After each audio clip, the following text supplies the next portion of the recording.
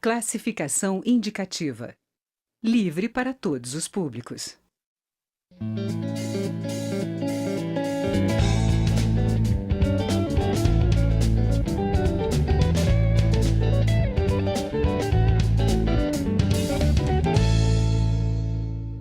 Olá!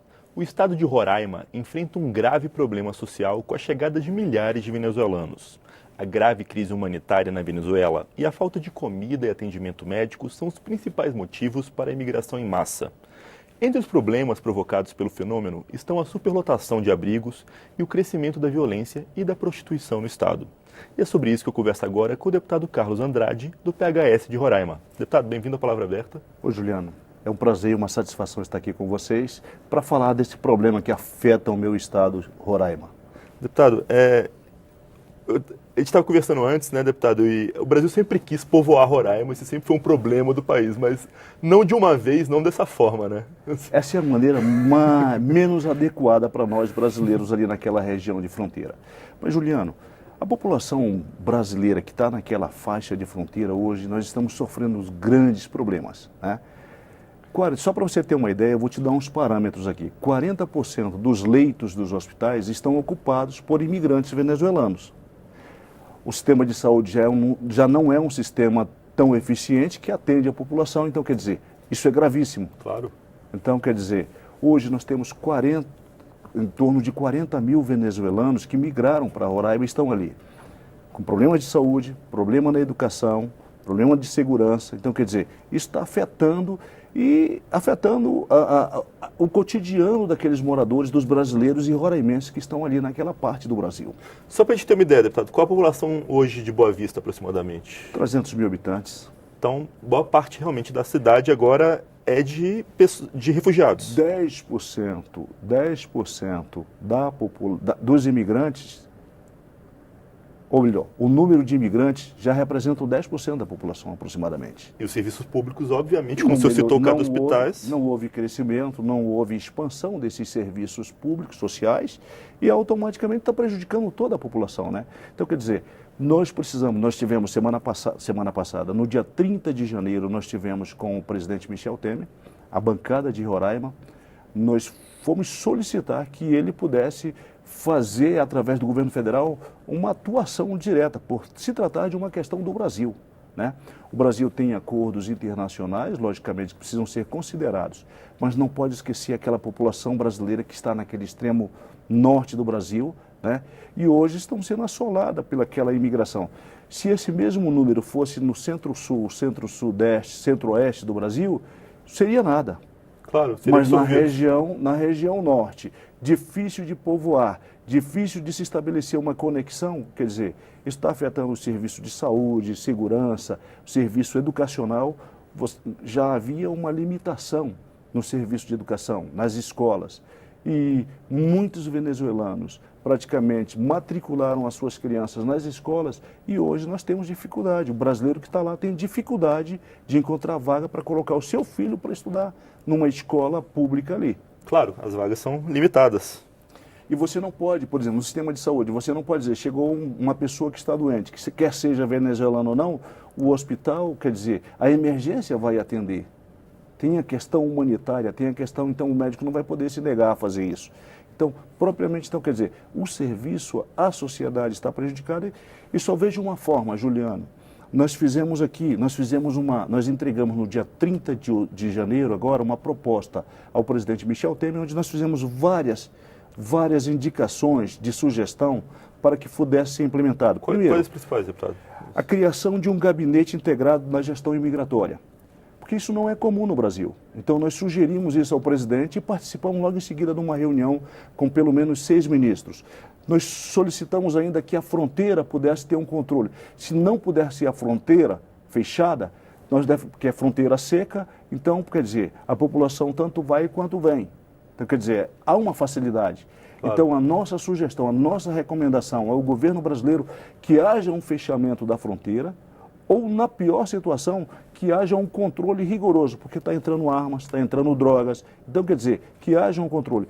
E que seja cadastrado todos os venezuelanos imigrantes que estão no lado brasileiro, que eles sejam cadastrados e que seja feita um trabalho para que eles sejam assistidos e seja feita uma triagem, e seja feito um trabalho social com eles, um trabalho social e uma saúde, de maneira que não entrasse, mas quem quisesse sair para voltar para o seu país não tivesse problema nenhum. Então, ou seja, nós não estaríamos decretando o fechamento da fronteira, porque poderiam voltar, mas o nosso propósito é que sejam feitos alguns controles para que houvesse uma melhor qualidade para aquela população brasileira que ali está e para os venezuelanos que já estavam em solo brasileiro. Né? Então, essas seriam algumas das poucas sugestões. A instalação de um campo de refugiado com hospital de campanha também pelo Exército. Né? Claro. E solicitamos ao presidente Michel Temer, a bancada de Roraima, nós solicitamos ao presidente que pudesse atuar diretamente nesse processo. Porque até então o governo brasileiro tem ficado ausente e fica nos parecendo que não sabe muito o que fazer. Amanhã, no dia de amanhã, vai estar indo a Roraima pelo menos 3 ou 4 ministros, vão estar olhando essa situação de perto para poder fazer um relatório. O governo do Brasil já tem um apanhado desse material, já tem do que está acontecendo em Roraima. Mas nós queremos uma ação concreta, porque os brasileiros estão lá, estão sofrendo, o serviços de saúde estão exauridos, os serviços de educação estão no limite da sua atuação e as questões sociais, que tanto nós temos, o governo brasileiro sabe que tem venezuelanos que estão cadastrados no Bolsa Família. Então, ou seja, precisamos que o governo do Brasil, que o governo do estado de Roraima, as prefeituras daqueles municípios atuem de uma forma conjunta e com as instituições não governamentais também, Juliano. Então, nós fizemos esse apelo ao presidente Michel Temer e esperamos que ele atue diretamente nesse processo. E, se eu não me engano, uma dessas propostas de vocês inclui, provavelmente, checar quem quer ficar realmente e distribuir essas pessoas entre diferentes estados que possam absorvê-los, não é isso? É um dos itens, que haja uma distribuição desses imigrantes venezuelanos que estão em Roraima, que estão em Boa Vista, que eles pudessem ser destinados, porque nós temos nessa imigração, nós temos pessoas que têm qualificações. Poderiam ser absorvidos eventualmente para algum médicos, estado. Tem engenheiros, tem pessoas que têm qualificações. E eles podem ser distribuídos ao longo de outros estados da federação. Poderiam produzir. Claro, certamente que sim.